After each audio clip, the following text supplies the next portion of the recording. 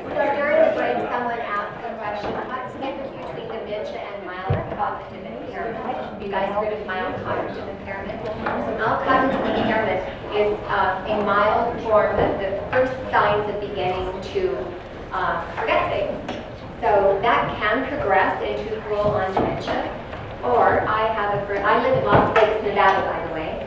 I have a friend who just wrote a book after 4 years of being diagnosed with mild cognitive impairment. She does exercise, she eats right, she studies and goes to her mild cognitive group, and she's still in a stage of mild cognitive impairment. So it depends. If there's a disease process going on, it probably will continue. But many of us, as I said earlier, as we get older, there's more things to sort through.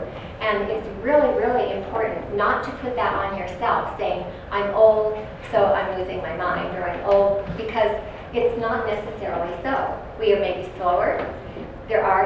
Not everybody gets dementia when you get old. Not everyone does. It is a disease. It's not a natural part of aging. So I don't know if anyone has a better description of mild cognitive impairment than that. Does that help? Yes. You? Okay. Another question, is there any relationship, and I don't know this, we have nurses in the room, any relationship between ADHD and dementia? Is there? Sounds like that could be a current study. So there's no studies on that at all. Okay. All right. So as I said before I left, the rest of this story is the story of our connection with Naomi and what she taught us and metal. And Naomi now actually lives in Eugene as well. So her son is a researcher for the University of Oregon, and so she actually moved over with her husband to be closer to their son, and her husband actually does have dementia as well, or Alzheimer's. And so she lives in Eugene. You can look her up. I have her phone number if you want to talk to her. But Andrea, we'll hear from you after, actually.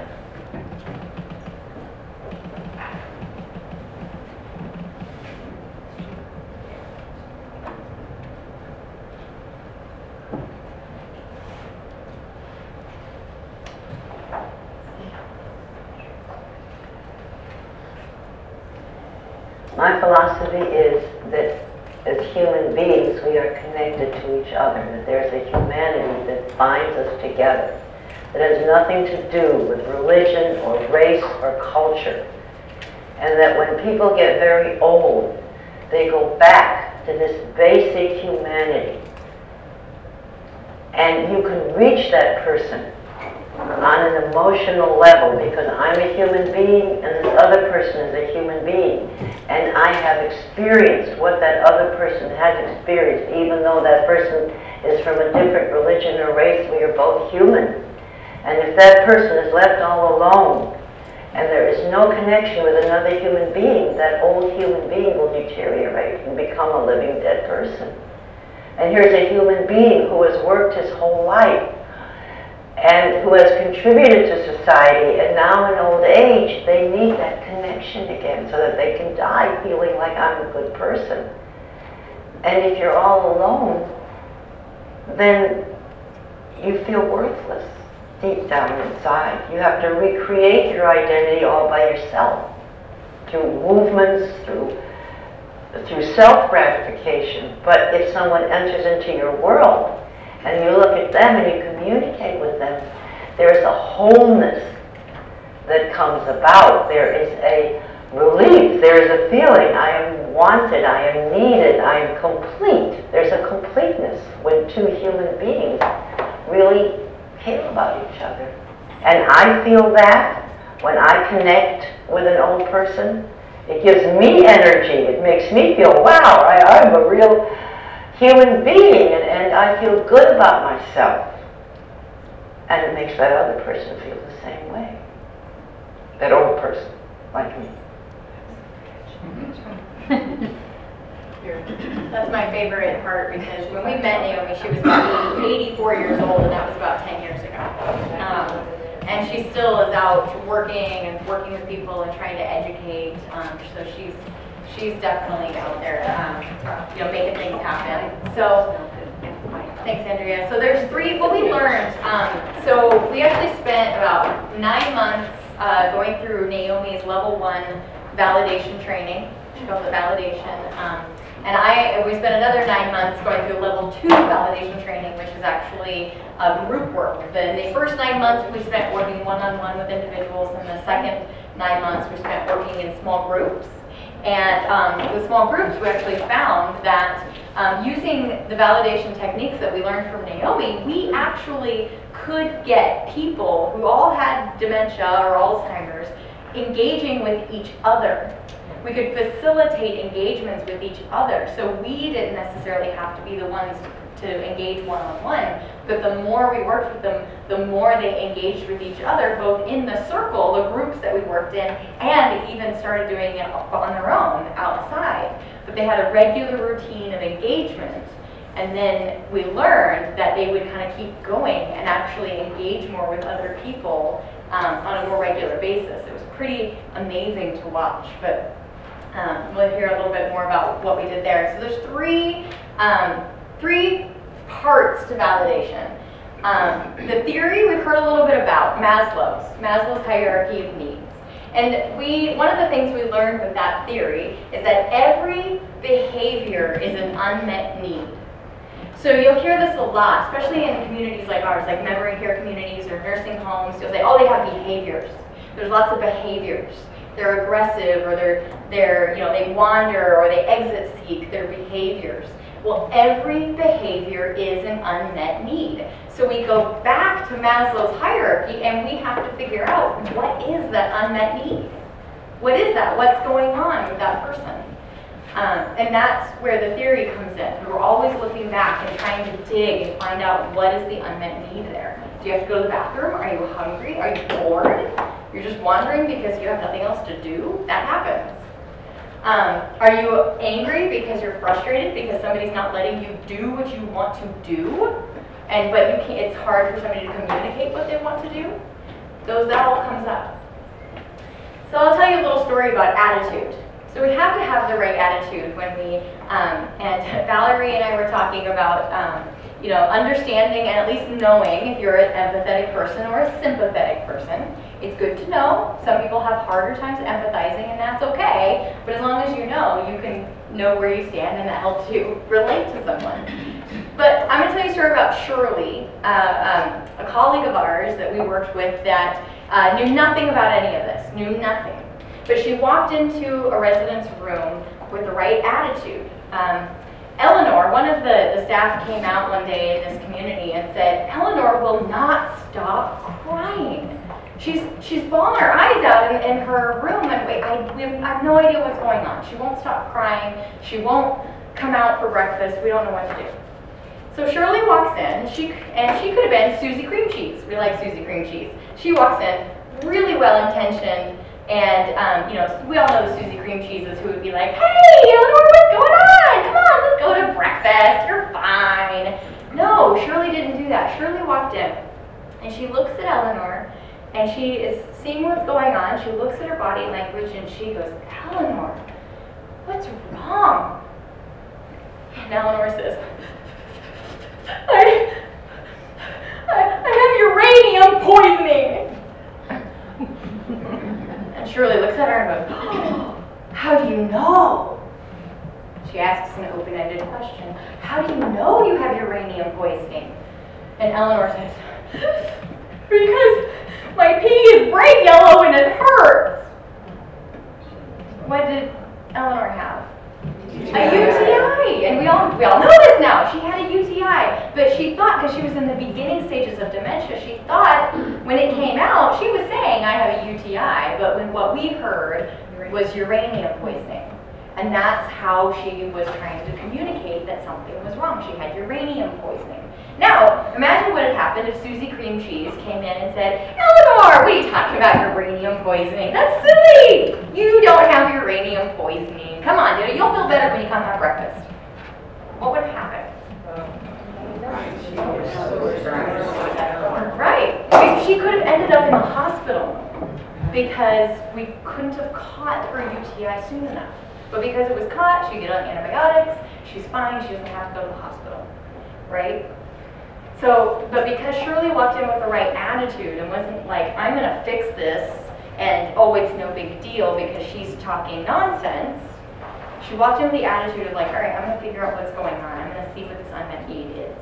And we have to have that attitude in order to investigate and figure out what are they trying to communicate, what is going on.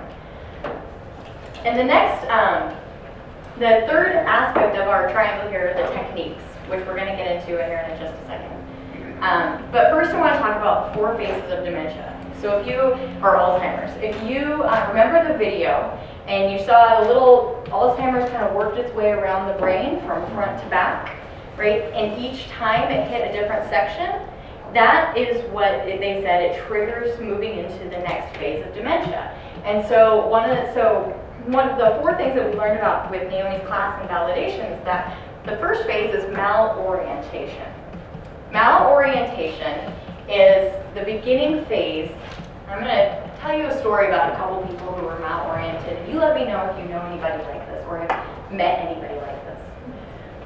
They're unhappily oriented to reality. Now, physically, they might have a bubble. They might have space. They don't want you to touch them. They don't want you to get near them.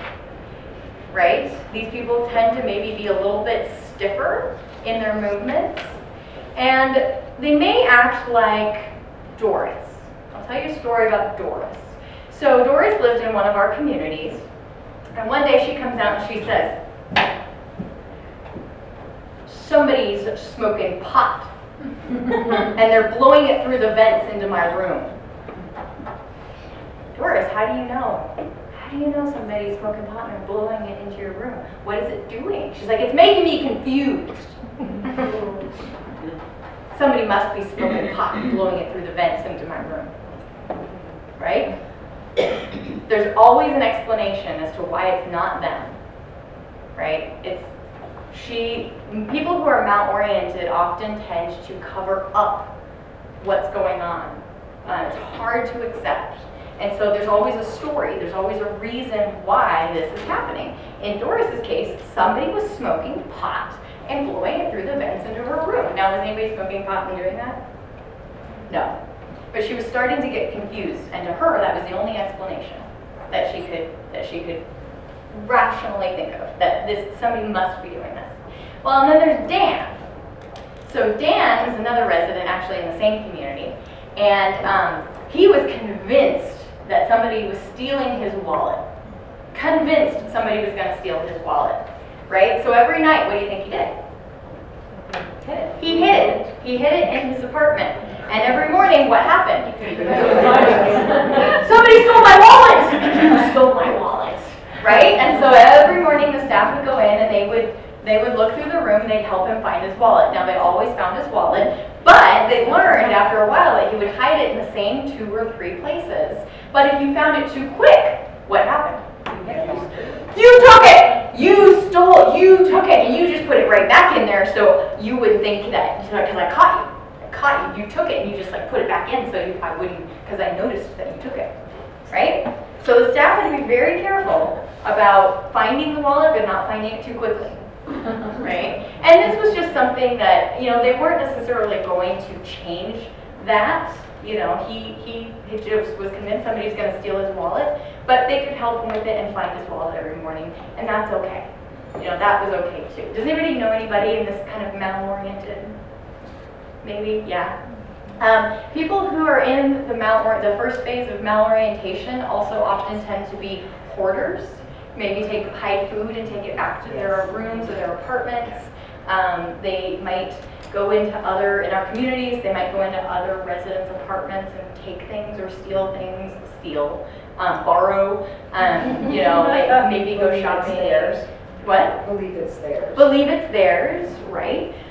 We have another, I'm going to throw in this story because I like it. Actually, in one of our communities in Arizona, there was a woman who was absolutely convinced that the maintenance man had taken a box of hers. It was a box with things that were important to her, and he took it, and she was angry at him every single time she saw him.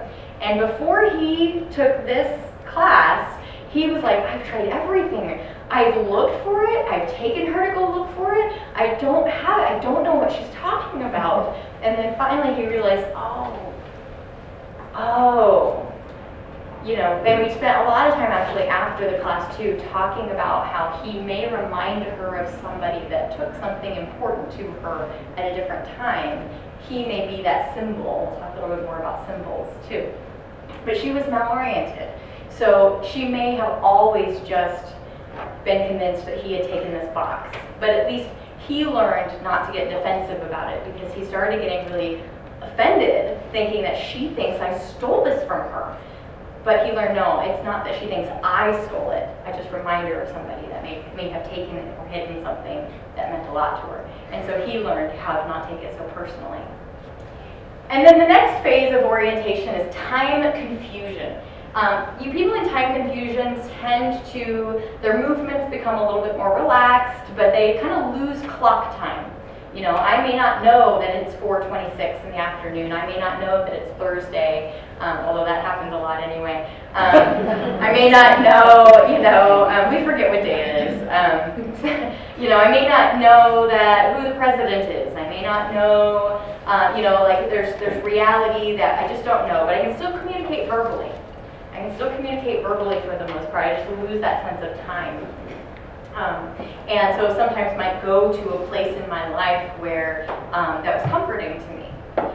So let me tell you about Paul. Paul was in the phase of time confusion, and he lived in one of our communities. And one day he walks down the hallway and he says, "Dolly! Dolly!" He's shouting for Dolly. And of course the other residents were like, "What is going on?" And so the staff were like, "Oh my gosh, Paul, Paul." Dolly went shopping. Dolly went shopping, right? She'll be back soon. What is that called?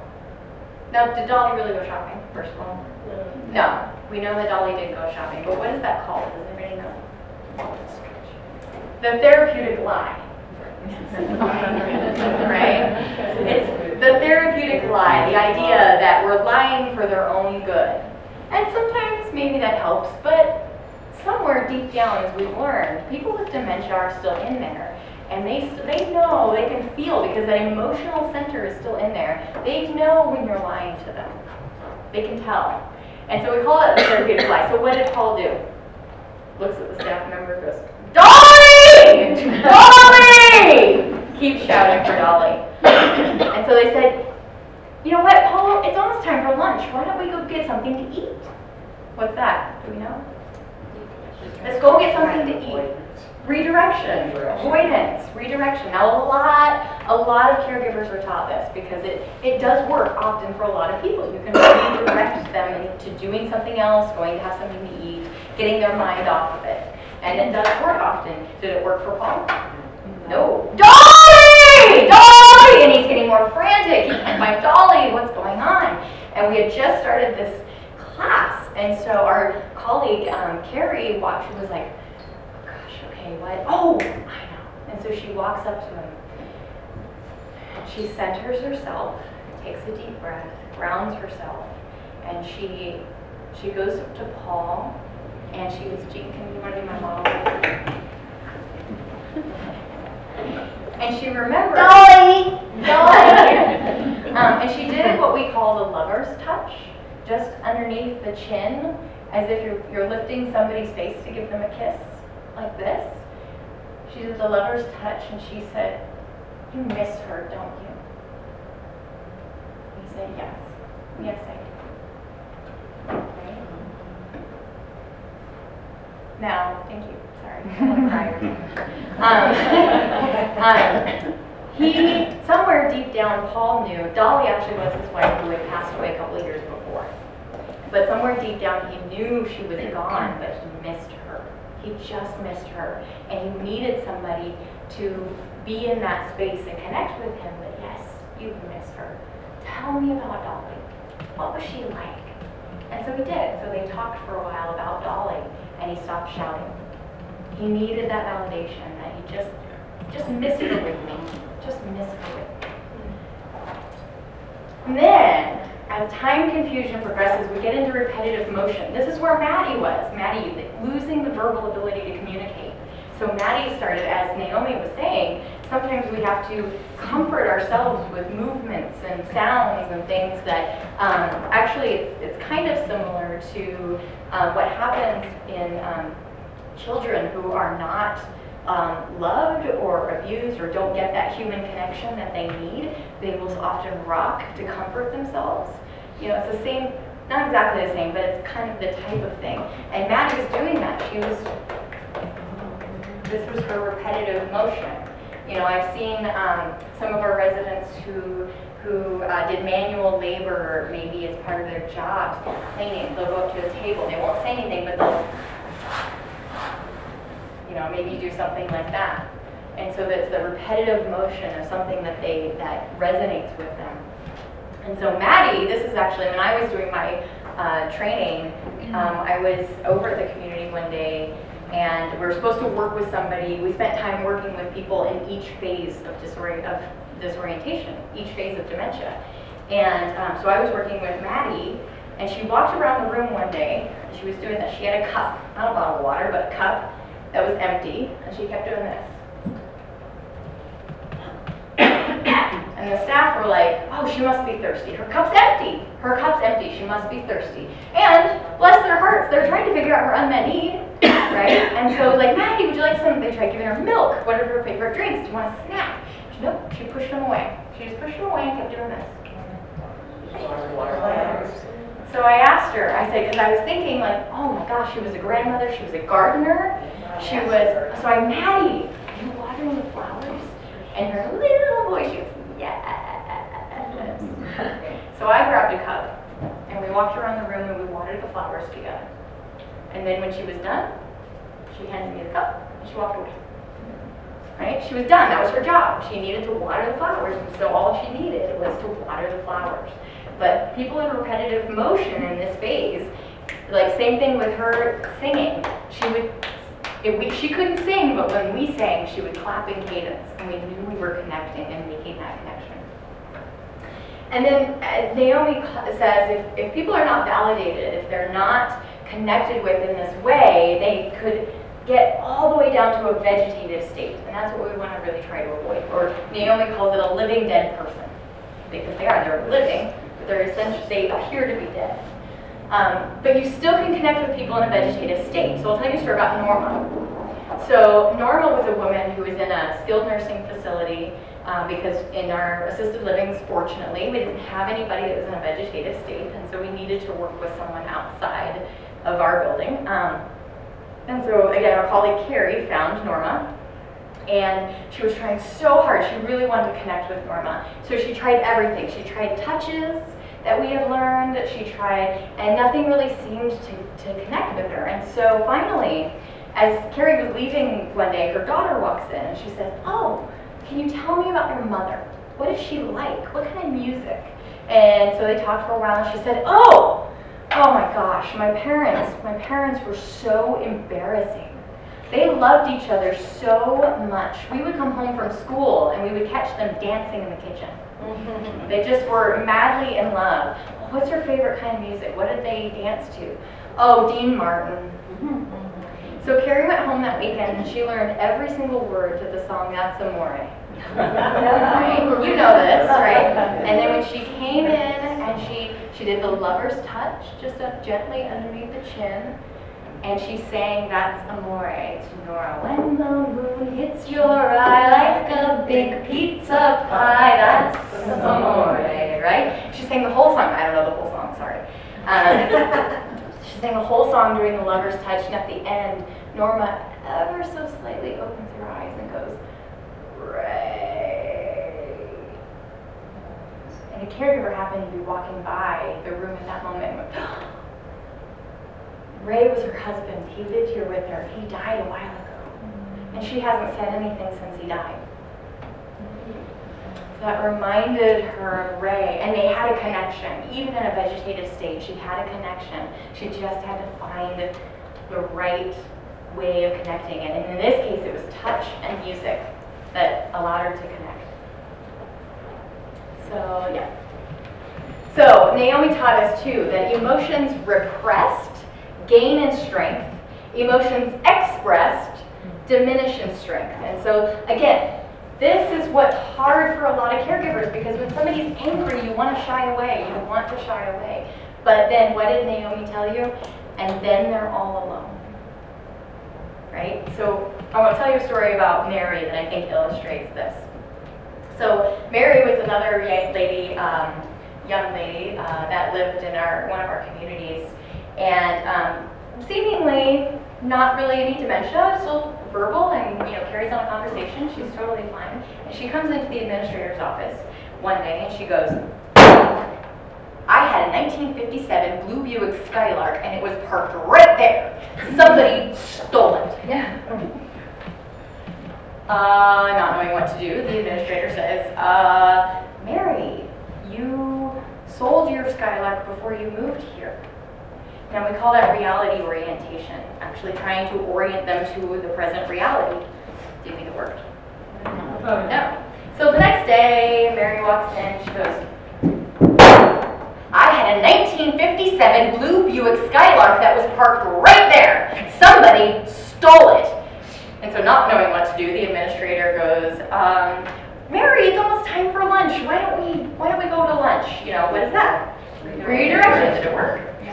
No, you guys are pros. So the next day, Mary comes into the administrator's office and goes, "I had a 1957 blue Buick Skylark and it was parked right there. Somebody stole it." So again, the administrator, not really knowing what to do, picks up the phone, calls Shirley down the hallway and goes, "Hello, is this 911? I'd like to report a stolen vehicle." She didn't actually call 911, right? What's that?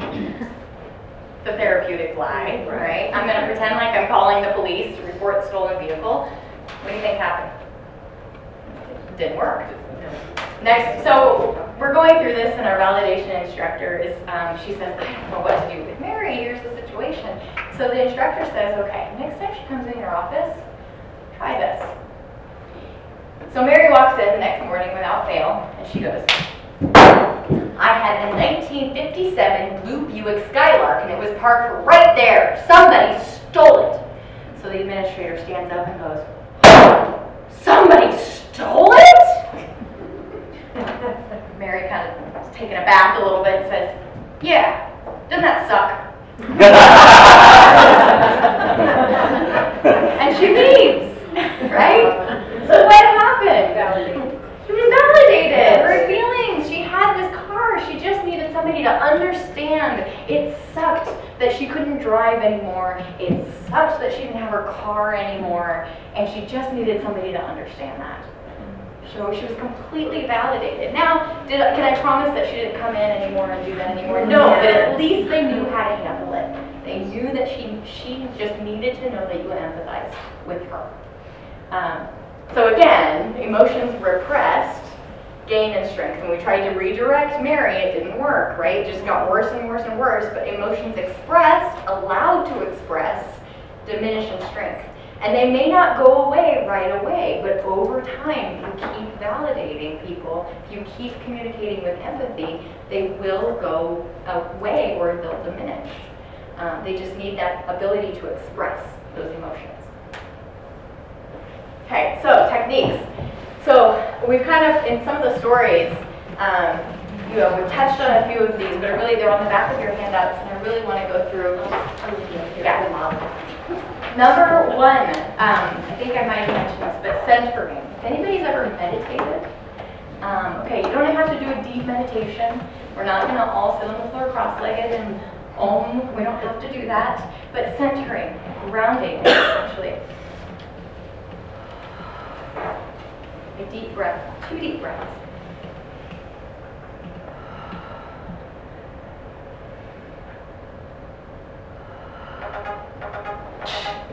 It takes a few seconds, right? And that is no problem because we just centered ourselves. Grounding, actually, I'm going to throw this in here just because it's fresh in my mind, but last night I actually heard DMARC speak in Eugene, and which is amazing, by the way. He has a new book out called his 85th book or something, The Healing Self. And he led the whole audience in through like a meditation exercise. But one of the things there, he pointed out 6 aspects of well-being, and the last one struck me. He said grounding. Grounding is one of the most important things we can do for well-being. And he said it is quite literally connecting to the ground. That's, you know what happens when you walk barefoot in fresh grass, or you walk barefoot in the sand, that feeling that you get? He said that is the connection to the physical earth that we need as human beings. We need that. And so even just our breathing of fresh air helps to center and ground us. And that with work in empathy, that's hugely important. And so we try, and even for our caregivers that are running around, they're super busy, a second to center yourself is vitally important. Observation and calibration. Shirley did this when she went to go speak with Eleanor. She walked in the room, she looked at Eleanor, looked at what was going on, and she matched her tone of voice, and she matched her facial expression to what was going on with Eleanor. Eleanor, what's wrong? She wasn't making fun of her, but she was coming to where she was. She was matching Eleanor so that she could better communicate and empathize with where she's going. Now, I come back, because I know Valerie and I were talking about this, that centering allows the emotion to flow around you. It doesn't necessarily impact you. And that's hard, because, you know, empathy is hard for a lot of people, because we feel like, oh my gosh, if I take on all that emotion, what is it going to do to me? But if you can center yourself properly, the emotion can flow around you, and it doesn't have to impact you nearly as much, right? And again, this takes lots of practice. None of us are perfect at it, but practice, practice, practice. Okay, so we center ourselves, we calibrate. Okay, Eleanor, what's wrong?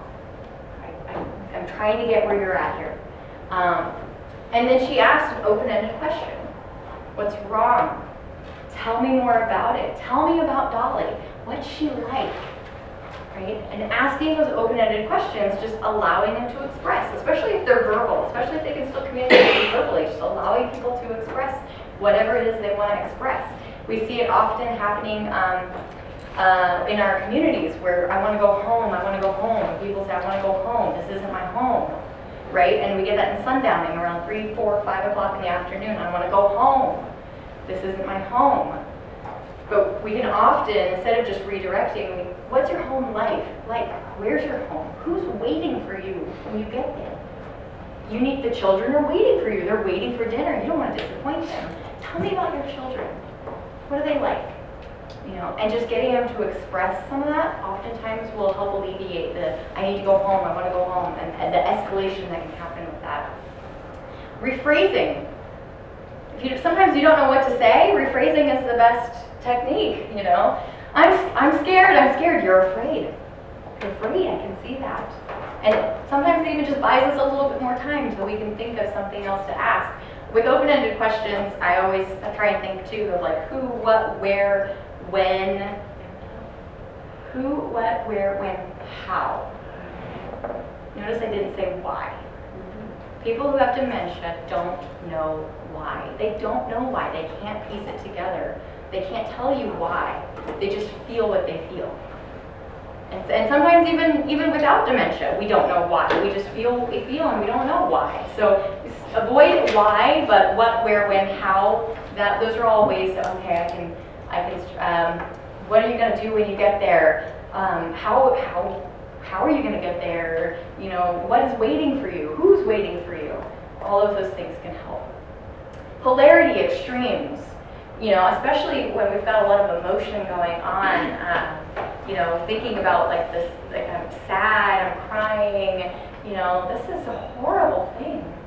Is this the worst thing that's ever happened to you? What's the best thing that's ever happened to you? What's the thing who's brought you the most joy in your life? Who's brought you the most joy? You know, sometimes going to the opposite or the extreme can kind of break the cycle of what they're focused on. And asking the opposite, best, worst, what am I missing?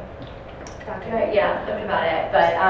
But asking the opposite can kind of get them focused on something else for the time being. Nonverbal techniques. We've talked a lot. We saw Henry. Henry in the video was very nonverbal until he listened to music. Music is hugely important. Mirroring that we saw with Maddie. You know, we're not, again, not making fun of her, but we're connecting with her in a way that she can connect with the mirroring and the movement that she's doing. You know, like the resident that I told you, I've seen them kind of do this. I'll just walk up to the table and I'll help them. Be like, yeah, we're cleaning the table, you know, together. And then usually they start instructing me on what to do. You're doing it wrong. You're doing it wrong. Yeah. Even if they're not verbal, it's like, you know, they like to move my hand, like, you're doing it wrong. I'm like, fine, yeah, show me, tell me what to do. Touch, I'll talk a little bit more about that, and ambiguity. Sometimes we get in the word salad, like Jean was talking about, or, you know, people they can't really verbalize as much. You're not quite sure what they may be trying to communicate, but, you know, you can say, it's over there. That's lovely, isn't it? It's he, she, it, they, them. Like ambiguous pronouns can help you in kind of communicating, and either they'll agree or they'll disagree. They'll tell you you're either on the right track or you're not. But that can help you kind of try and figure out what they're trying to communicate. Okay, so we're going to talk a little bit more about touch, because touch can be hugely, hugely important. And in our environments, we have a lot of caregivers who are afraid to touch because I might get in trouble, right? I mean, you know, in a work environment, that can be a touchy subject. I'm terrible. But we call it anchored touch, and there's 5 primary and a 6th one that one of our colleagues kind of discovered.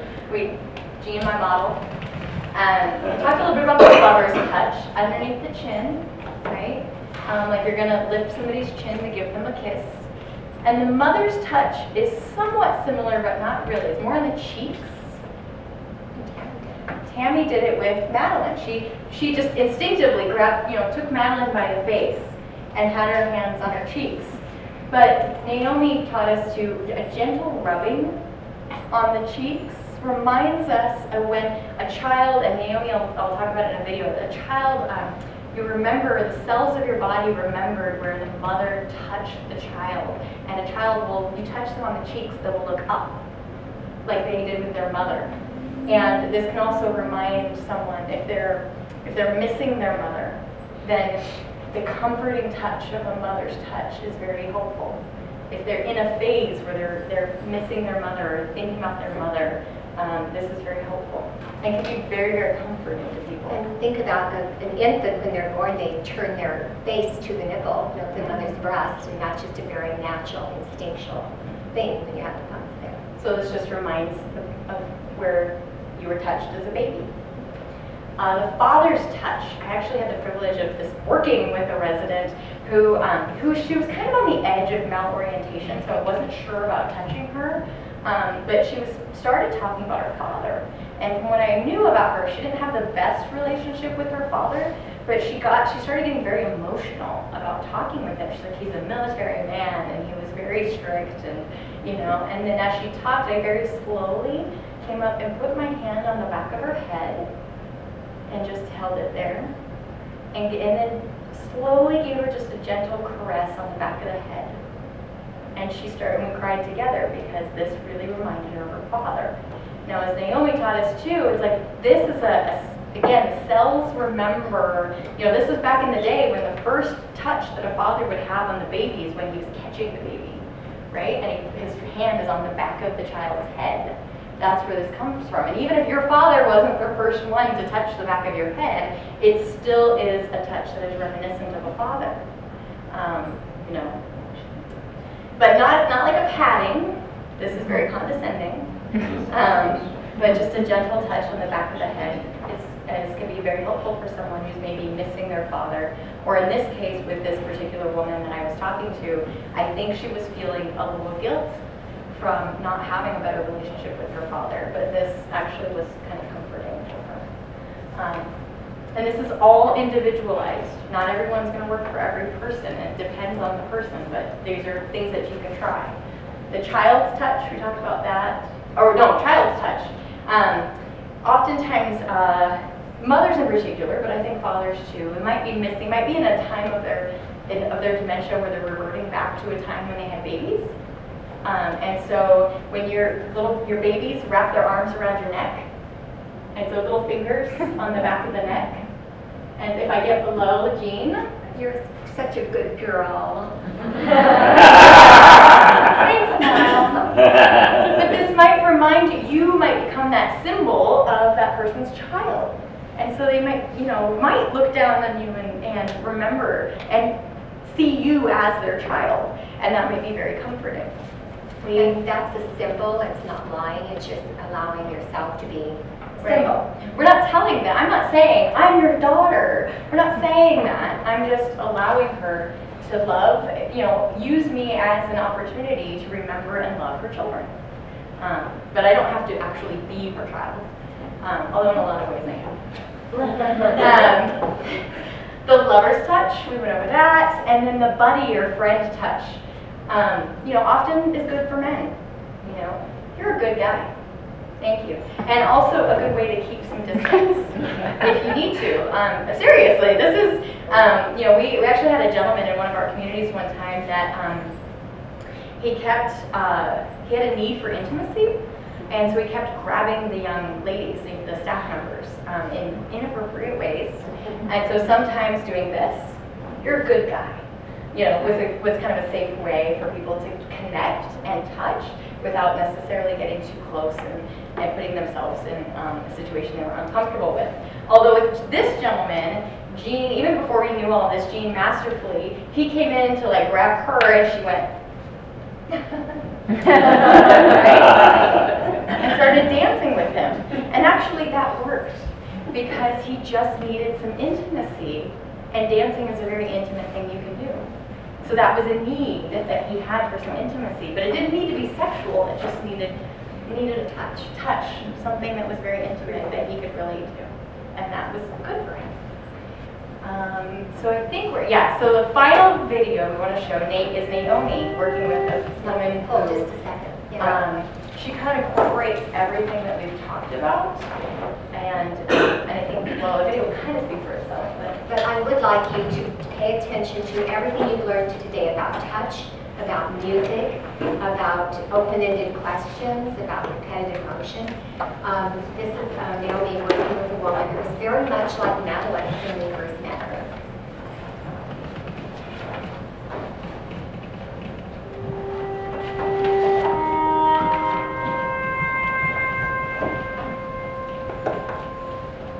When people are very old and deteriorated and no one enters their world and they're just sitting there, they will withdraw inward more and more. And their desperate need for connection is all now inside.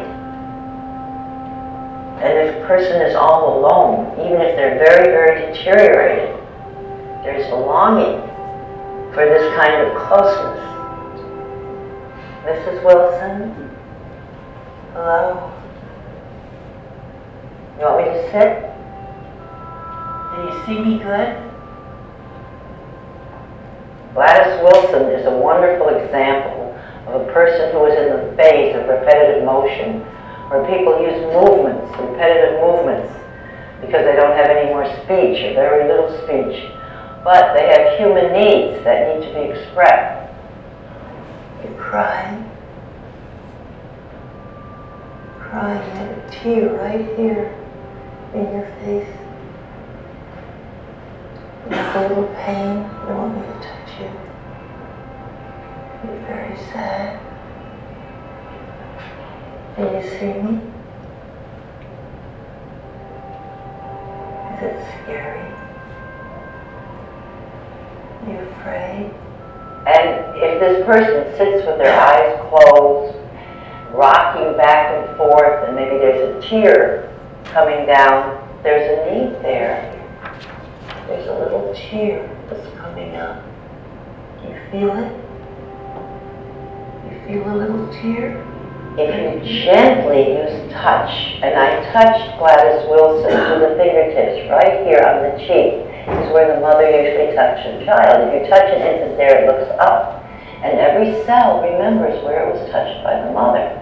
And often that person knows, even if they can't say a word at that moment, they won't talk, or they don't want to talk, but there's a communication. And that person is no longer alone. Can you let me in a little bit? You think? Just a little? You think I could be with you and Jesus for a minute? Jesus loves me, this I know, for the Bible tells me so. I use music, because when speech is gone, music, especially with Gladys Wilson, it was religious music, because there's emotion tied to it and safety tied to it. So I used her old church song, Jesus loves me. Yes, Jesus loves me. Yes, Jesus loves me. The Bible tells me so. What I did was, when she moved, I moved with her.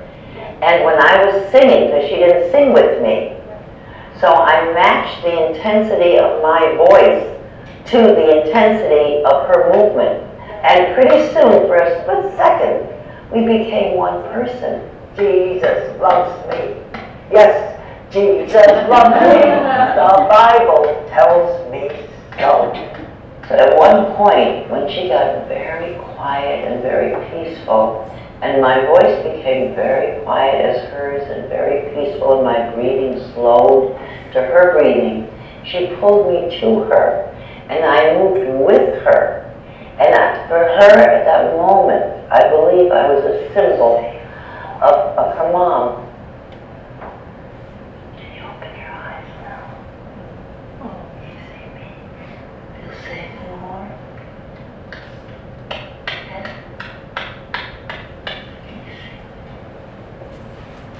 He's got the whole world in his hands. He's got the whole world in his hands. He's got the whole world in his hands. He's got the whole world in his hands. He's got the mothers and the fathers.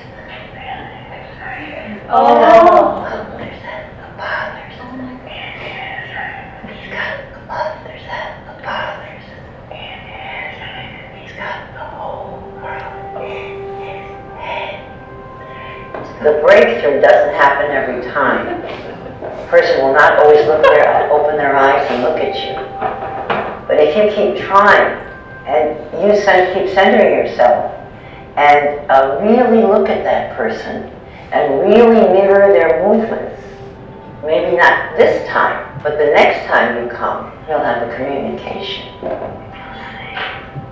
feel safe? Yeah. With Jesus? Yeah. And me?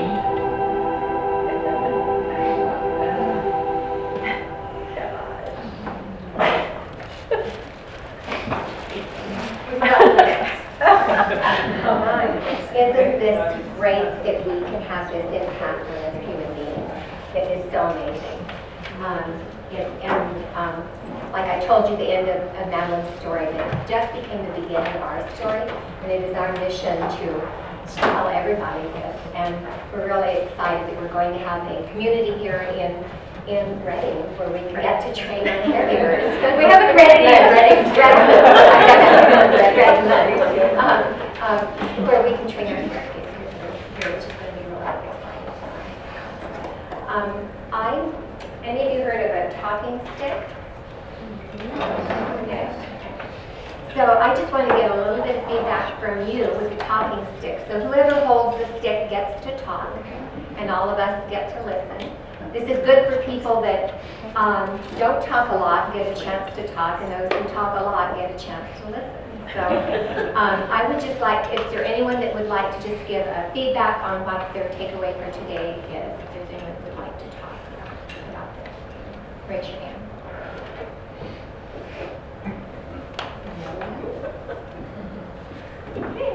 And then just pass it around the table. table that way, and you can pass. You don't have to say anything, you can pass.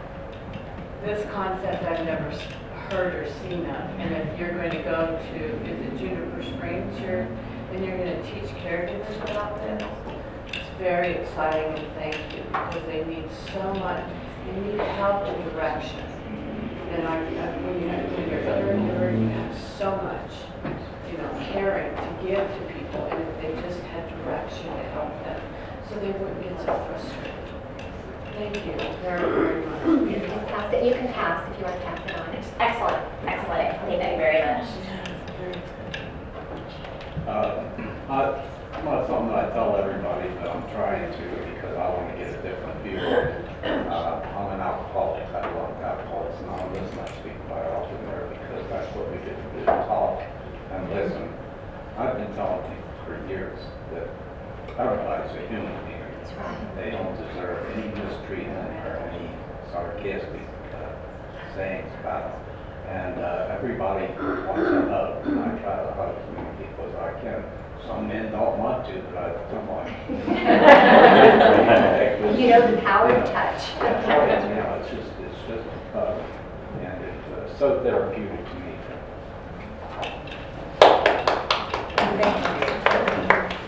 Well, I just want to say that there's an awful lot of information here. It's overwhelming. You two have done just a magnificent job of just making this presentation. And I wasn't sure what we were going to do today, but I'm really pleased that we came and heard what you folks have to say. Thank you. Anyone over here, you can just pass. I'll just say really quickly, I have both parents who have Alzheimer's, so it's going to be really nice To try some of this. Oh, yeah. It was a great presentation. One question that I had though was, you talked about the only thing that came close to it was the polar opposites or extremes, but there's no humor. Humor is not a tenet in what you were talking about, and I just wondered if that was intentional, or if it was just something that was maybe missed. I think we should add that. I think we should add it. No, we didn't add it, but there is so much humor. And sometimes it can be very therapeutic when they're on the same wavelength you are. It kind of lightens the mood. And it wasn't in the presentation, so I was just curious. No, actually, that's a great point, and that, sorry, I don't have the talking stick. But just something to point out too, I think that's an excellent point in that knowing who the person is. If humor is a big part of their life, or if they are somebody who likes to, who does joke, or their kind of style of humor, absolutely, that's part of knowing the person. And that's a way that you can connect with them. It's another way that you can connect with them because, yeah, I mean, we always joke about how we could write a book with all the stories that we have, but even then it'll probably be like 10 volumes. But most of them are actually funny. Thank you. I think they did a great job. I appreciate it. I learned a lot because stuff like that. It's hard.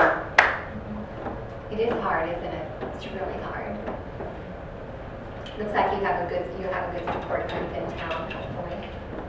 It's worse, but she has arthritis with her. And she works against a lot.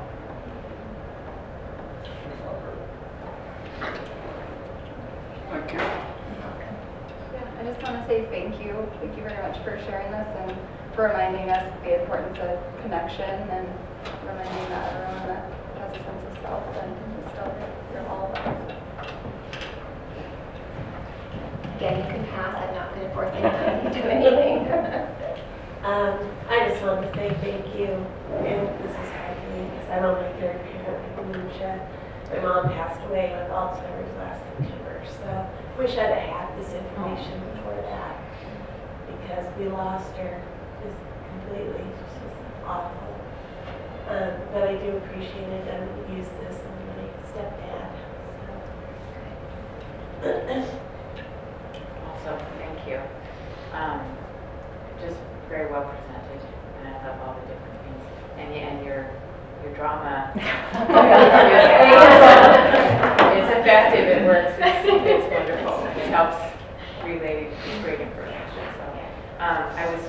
just a thought about what you said about humor, and I thought about it in between being a caregiver for my mother-in-law who passed away about 6 months ago, and my mom who's in her early 90s and doing very well, but early cognitive impairment, not quite sure where it's going. But I just thought with humor is something big in my family, and but I also see you guys use humor and incorporating it into all of the points that you made and all the techniques, and I think that can be used so effectively. I can also see from my own experience, if insensitively, if used without sensitivity, it can just be a segue to get out of a comfortable situation and not connect. So I just think humor is so great, but it is nice it's with the intent and where it would help build a connection and not just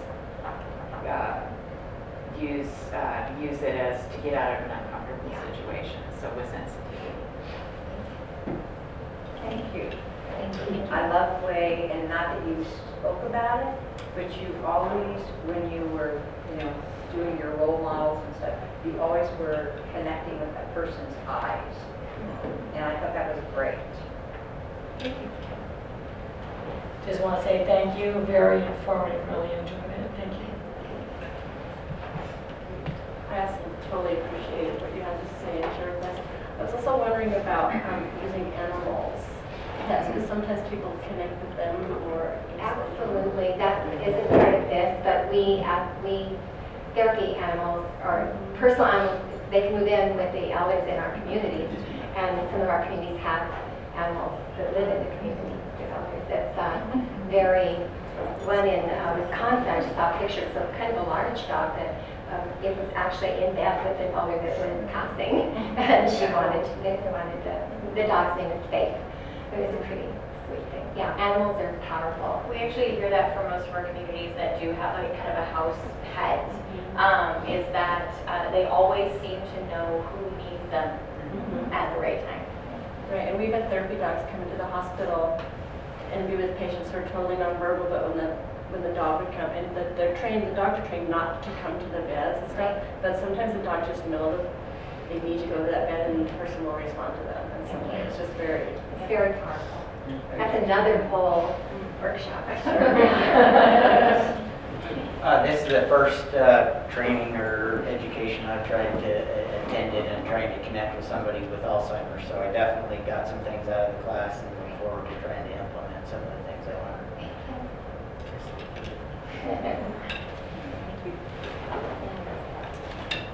Validation.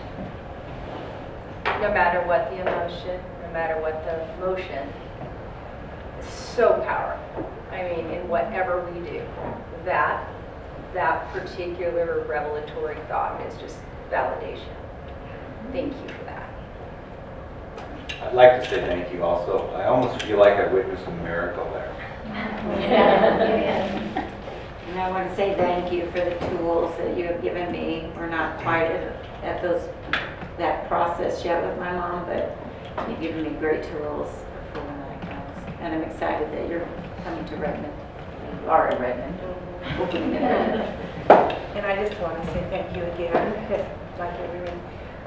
I've been to several different workshops and classes on this disease, and most of them are statistics. This is how many, just kind of dry, not human, doesn't bring the human element in. This is so different, and I love it. Thank you. I'd like to tell you how much I appreciate this. I'm a little over 90 years old, and I very often, even from doctors, I have them talk over my head, talk to my children as if I were stupid, and I resent it. Yeah. I'm legally blind, and I fell and broke my wrist, and the doctor said, oh, you're 80 years old. If you were 14 years old, I would do more for you. But this is adequate, and so I didn't get the therapy that I needed. But this is wonderful. I have worked in hospitals and I have watched people do things and say things to people that they think are out of their mind. And they may be just hurting, like you said, or lonesome. Thank you so much. We have babysitters at the house, and she has to go home at 5 o'clock. So we're not being rude. You do need to go.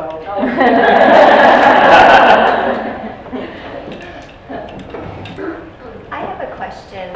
First of all, this was fabulous. We are kind of new.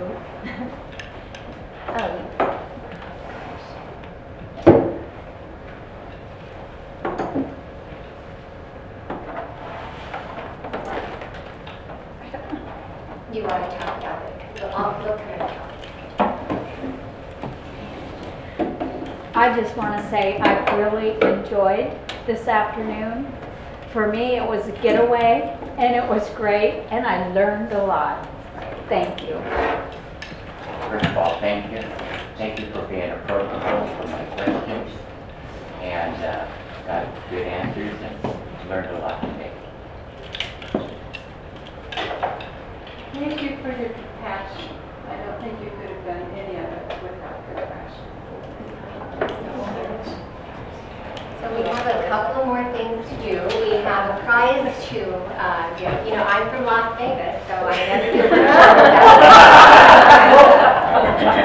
How many days? So why don't you bring it up and we'll draw. Am I supposed to put this in there? Oh, yeah. Has anybody seen it? I didn't get this in. One more person. You can bring it up. No, it's I would like to say, would anybody like it if I would bring them back? Oh, yeah. Absolutely amazing. I thank you. Thank you so much for this. You have just blown my mind. I had no idea you had all that in you. And the knowledge was just perfect. Thank you so much. And we do hope to have them back again. Thank you. Thanks for providing the space. Stop hospice emergency. So we actually have 3 prizes, and we'll have somebody from one of our lunches for draw. Andrea. So actually, let's do the coffee basket and pirouettes, some goodies, and a Juniper Springs ceramic mug. Dee Dee Burke?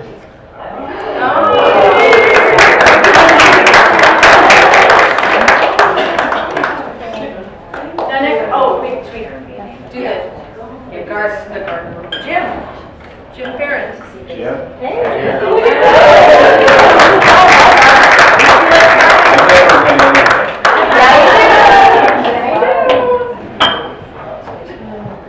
Now you can't say never. Yeah, right. And actually our grand prize, Jen got this a gift card to Diego's. Oh, yeah. How much is it? How much is it? It's 60. $60 to Diego's. Take your somebody special for dinner. Sharon Towery. Yes, that's